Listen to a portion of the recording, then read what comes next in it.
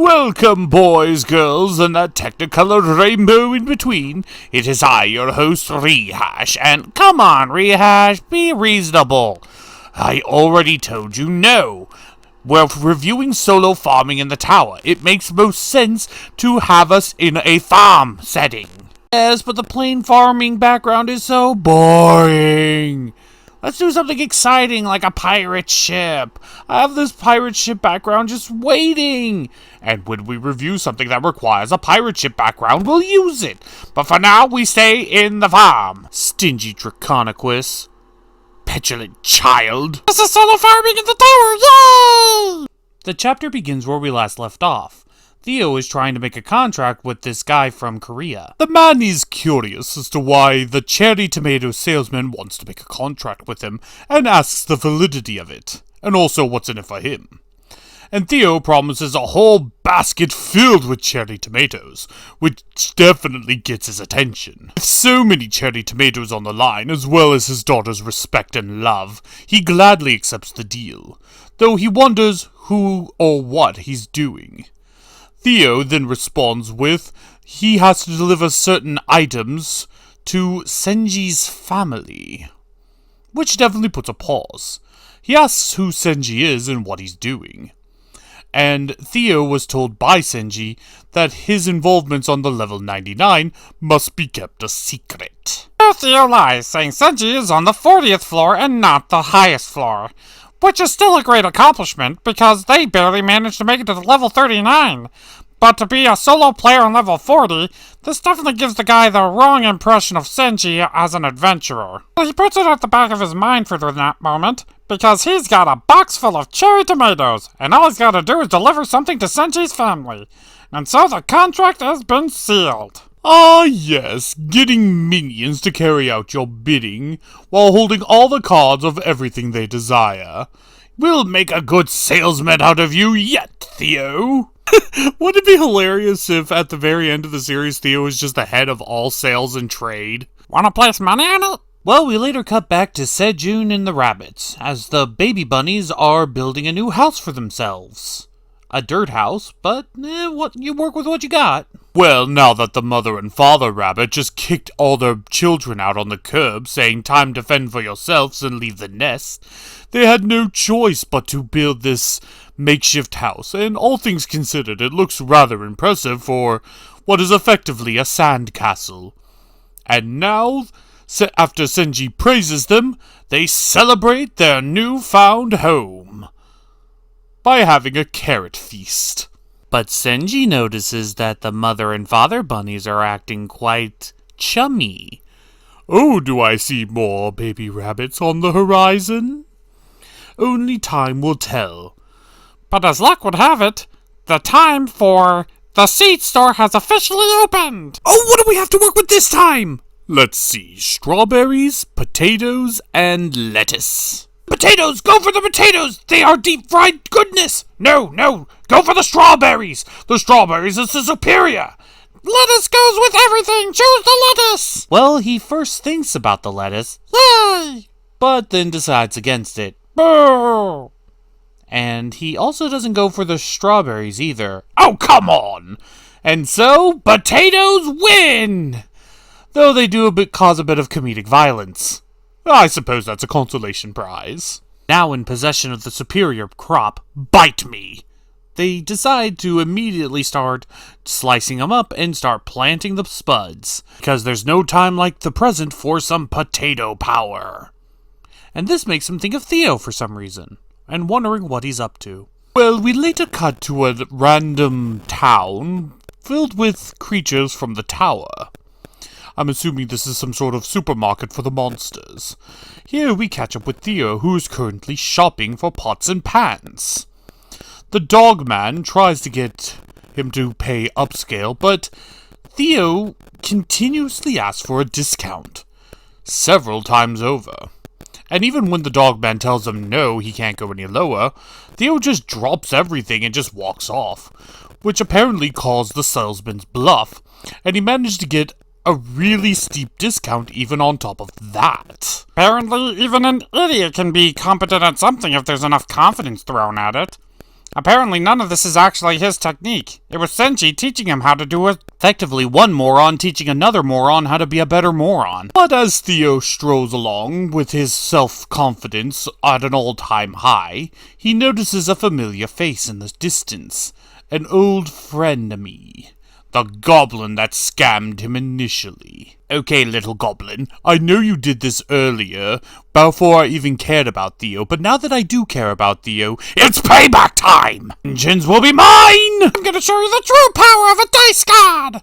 Roll initiative! Wait, hold on. Since when could he do that? Well, our resident kitty, Theo, decides to turn into a mountain lion and square up with the goblin.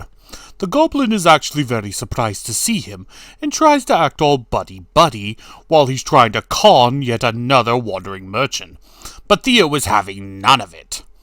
He straight up calls out the bullshit of the goblin in front of the little fox, saying that he serves nothing but cheap junk and trash, and that he'll sell you these items at a quote-unquote discount, when in fact they're not worth anything at all, they're not even magic. And that Theo even tries to bring over the guards to arrest the goblin. The goblin has no choice but to flee, because he doesn't want to be caught with contraband. And so the day is saved by our white knight Theo. Theo even is thanked by the little thing. But why doesn't she look happy? Whatever the case is, she ends up summoning a bunch of security dogs, and then redresses herself to be... Oh. Wait, she's a cop? That means Theo just completely get in the way of a sting operation. That's so hilarious! Yeah, this is probably gonna end really bad for him. But it'll be entertaining for us, nonetheless. Now, this new character, Zerath, is awfully pissed that her sting operation was foiled by some cat. Apparently, they've been trying to go after the Goblin Man for a very, very long time, as the illegal goods keep getting smuggled into the tower. And she wants to get to the bottom of it. They finally had the means of actually cornering him, but then Theo got in the way. But this makes her think that Theo has something to do with it. Or at least has some kind of connection. So now, whether he likes it or not, Theo is on this girl's radar. I ship it. Second, we later cut back to Park Sejun, who is currently teaching the rabbits how to cut up and plant the potatoes. The superior crop. Will you get off your high horse? What, you mad that he hasn't chosen pumpkins yet? Screw you! Well, he admits that he learned these farming practices from YouTube, which is the sum of all knowledge. And after planting all the potatoes, 400 total, he decides to go and harvest the sweet potatoes and begin replanting them. So, hooray! More potatoes for everyone! Excuse me while I find a container to hold all my joy. Oh, stop being a buzzkill. Look, the rabbits are happy. They're even doing a weird little dance. I'm sorry, what? Why are they dancing? I mean, this is new. This is definitely new. The tower manager explains that this is some sort of dance ritual that the rabbits do, even though this is the first time we've seen them doing it. But as Park Sejun pulls one of the sweet potatoes from the grounds, a light shines. A golden opportunity is awakening in front of him as he harvests a new breed of potato, the Sun Pumpkin Potato. Wait, you don't suppose the dancing did that? Is that a thing in farming? I don't know much about farming, but is that a thing? Couldn't hurt. Magic dance, magic dance, magic dance. Spell on me. After Sejun realizes that he created a new breed of potato, the Sun Pumpkin Potato, he immediately checks its stats. And the one that stands out is he has exclusive cultivating rights, so that he's the only one allowed to grow this potato in the tower. And as tasty as it looks, very tasty, he decides to chop it up and replant it in the ground. That way, even more of them can be grown, and doubling them on top of that, and doubling them on top of that. Oh, he's going to have a full army of exclusive sun potato pumpkins in his arsenal. The combination of the power of the potato and the supremacy of the pumpkin. Oh, he is a monster for that! Unfortunately, he has to wait until it actually grows. In the meantime, he harvests more sweet potatoes. And harvest them, he does. And then he immediately cooks some of them. In a delicious, oh my god, why does anime food look so much better than real food? Animation supremacy. But now I'm hungry. Well, you're not the only one, as the tower manager demands her share. But Park Sejun seems to have mellowed out with her, and gave her what she asked for without much hesitation, and she is greatly appreciative. She finds his potatoes delicious as always. But she eats them too fast and requests more. But before she could, she sees Park Sejun and the Scythe Rabbit slicing them up, and she doesn't understand what they're doing, and thinks that they're destroying the sweet potatoes. So Park Sejun has to explain the concept of French fries. Now I want some French fries. Let's stop the review right here and go to Five Guys. I refuse to stop the review for anything less than Chick-fil-A waffle fries. Curly fry supremacy! It's the only thing keeping Arby's alive! So we cut to our cherry tomato enthusiast, who knocks on Senji's door, asking if this is his residence. And the moment he drops Senji's name, his mother, father, and younger brother immediately come storming out, asking if he's seen Senji and if he's alright. Oh, that's something we didn't think about earlier, is it? Yeah, he went into the tower without it informing anyone of where it was going. Whoopsie! And this is not taking into account that Senji's been missing for months. So his entire family has just been sitting there waiting, wondering what had happened to him and why he disappeared. Hey, you sound too happy of their misery. So our cherry tomato man sits himself down and explains who he is. Apparently he's the leader of some big top Phoenix Guild in Korea. Kim, the marvelous top-tier hunter of the Phoenix Guild. Catchy. I guess Theo caught himself a really good one when he got this guy for a favor. And a fan. Upon hearing that they have a celebrity in the household, Senji's mother and father try to, well, overexert themselves. But Kim just says, no, I'm just here on business, as he pulls out the envelope that Senji wanted to give his parents. But they think it's a last will and testament and freak out. But Kim says it's nothing like that, and it's something else entirely. It's not a will, but it's definitely got some cash in it. Quite a few zeros at the end of that number. Wow, Senji is practically a millionaire at this point. Well, he's raking in the dough with all those cherry tomatoes. On top of that, he's also has no real expenditures outside of buying seeds. What else is he going to do with the money?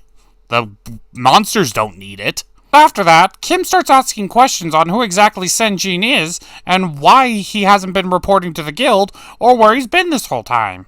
And they start piecing together facts about him without having all the puzzle pieces. All the information that they did gather is definitely giving Kim the wrong idea about Senjin and his success.